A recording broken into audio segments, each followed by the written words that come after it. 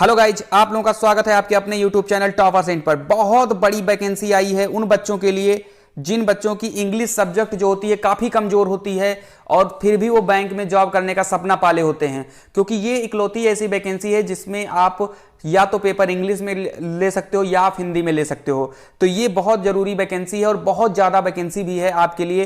तो आप अगर अच्छी तैयारी करते हो तो आपके लिए बिल्कुल ईजी वैकेंसी है। आप बिल्कुल भी ना घबराएं, आपको इस चैनल से सारी चीज़ें कराई जाएंगी। इसमें जो मेन सब्जेक्ट होते हैं वो मैथ्स और रीजनिंग होती है। सबसे पहले तो हम बात करते हैं इस वैकेंसी में है क्या चीज़, तो इसके लिए हम लोग चलते हैं अपने आगे की तरफ। चलिए, तो हम लोग अपनी वैकेंसी की डिटेल्स को देख लेते हैं। देखो, ये वैकेंसी उन बच्चों के लिए बहुत अच्छी होती है जो बैंक की तैयारी तो करते हैं लेकिन उनको इंग्लिश उनकी वीक होती है। ये इकलौती ऐसी वैकेंसी होती है जिसमें आप इंग्लिश और हिंदी जो आप चाहो वो सब्जेक्ट आप ले सकते हो, क्योंकि जो बच्चे की मैथ अच्छी होती है वो जाके जैसे आईबीपीएस में पीओ होता है, आईबीपीएस का क्लर्क होता है, उसमें इंग्लिश मस्ट होती है। तो वहां पे बच्चे इंग्लिश का पेपर अटेम्प्ट नहीं कर पाते और उनको हो जाती है दिक्कत बहुत ज्यादा। तो इसलिए ये उन लोगों के लिए बहुत ही अच्छी अपॉर्चुनिटी होती है कि अगर आपकी हिंदी अच्छी है तो आप हिंदी सब्जेक्ट लेकर आप क्रैक कर सकते हो। जैसे कि हम बात करें इसमें दो तरीके के फॉर्म आते हैं। एक आता है पीओ का फॉर्म आता है, ठीक है, यानी ऑफिसर की, और एक आती है क्लर्क का फॉर्म आता है यानी कि मल्टीपर्पज का। ठीक है, दोनों में लगभग सेम ही पेपर होते हैं। फर्स्ट पेपर जो होता है मैं अभी आगे सब बता दे रहा हूं आपको। सबसे पहले तो हम आगे बढ़ेंगे और देखेंगे एज क्या है इसकी, ठीक है, पेपर का डेट क्या है, कब तक फॉर्म भरा जाए, इन सब के बारे में हम लोग बात कर लेते हैं। देखो, अगर हम बात करते हैं एलिजिबिलिटी क्राइटेरिया की, सबसे पहले अगर हम बात करें तो सबसे पहले नेशनलिटीज आप सबको पता है कि इंडिया होना चाहिए, ठीक है। चलिए, इंडिया के आप सिटीजन हो। दूसरी चीज जो है, जो यहां पर थोड़ी इंपॉर्टेंट चीज है, ये देखिए, जो ऑफिसर स्केल के लिए होता है वो 18 से 30 साल की एज होती है और जो आपके असिस्टेंट का होता है वो 18 से 28 साल की एज होती है। ये आपके लिए है। देखो, बम्पर वैकेंसी है, इस अपॉर्चुनिटी को जाने नहीं देना, क्योंकि पता नहीं कब वैकेंसी दूसरी कोई आए या ना आए।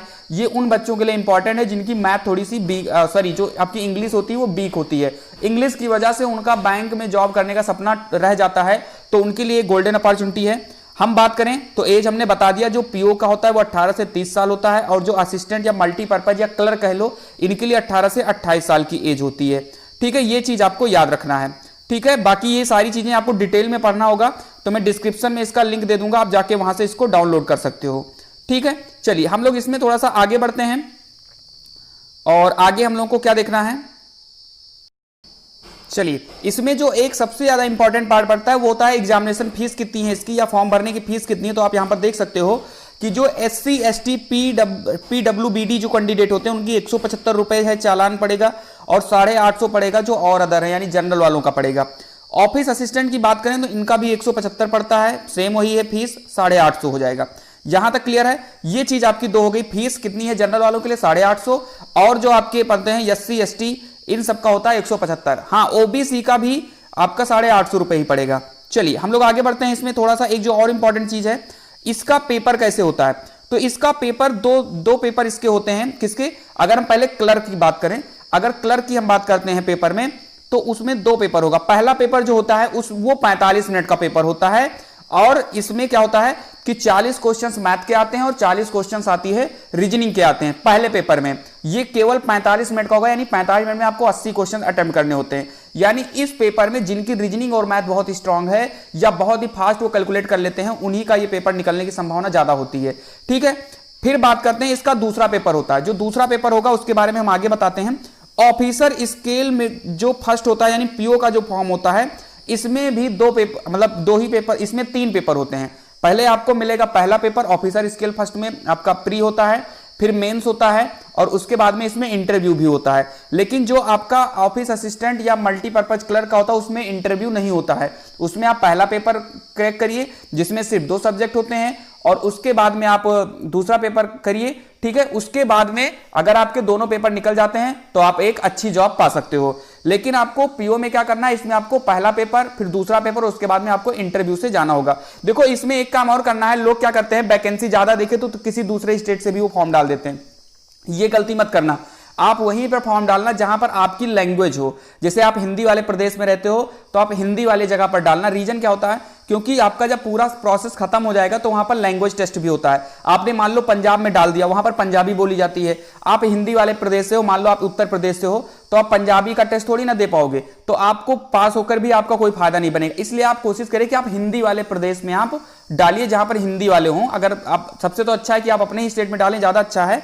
ठीक है, हम लोग इसमें और भी चीज जान लेते हैं आगे चल के। मेन का स्ट्रक्चर दिया गया, मेन में कैसे पेपर होते हैं।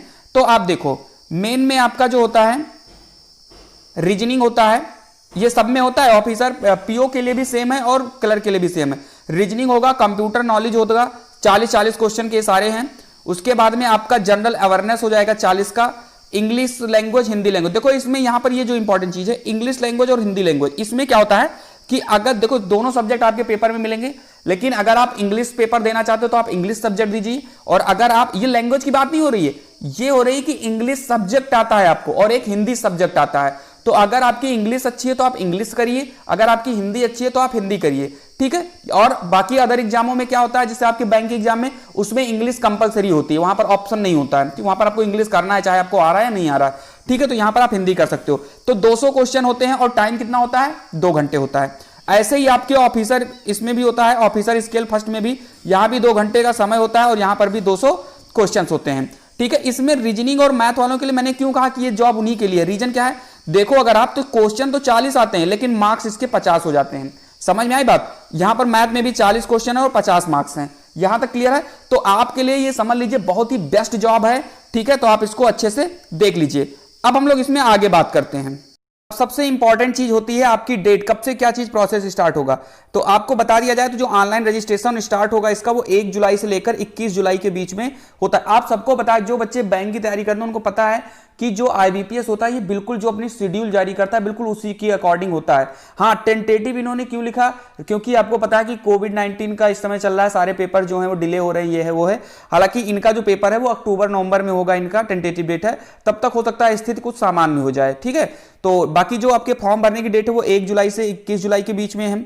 उसके बाद जो इन्होंने प्री एग्जाम का जो आपका क्या बोलते हैं, प्री एग्जाम का जो कॉल लेटर है, एडमिट कार्ड है, वो 12 अगस्त को आ जाएगा। अब समझ लीजिए कि 21 जुलाई को आपके फॉर्म की डेट खत्म होगी और 12 अगस्त को एडमिट कार्ड आ जाएगा। और मेरी यकीन मानिए बिल्कुल ऐसे ही होता है, जैसा ये शेड्यूल जारी करते हैं बिल्कुल वैसे ही उसी डेट के आसपास में आ जाता है इनका एडमिट कार्ड। सबसे ये समझ लीजिए बहुत ही विश्वास भरी ये इनका नोटिफिकेशन होता है। ऐसा नहीं कि इन्होंने कुछ दिया कुछ और पेपर पता नहीं कब हो रहा है, आपके रेलवे एनटीपीसी जैसा नहीं होता है इसमें कुछ भी।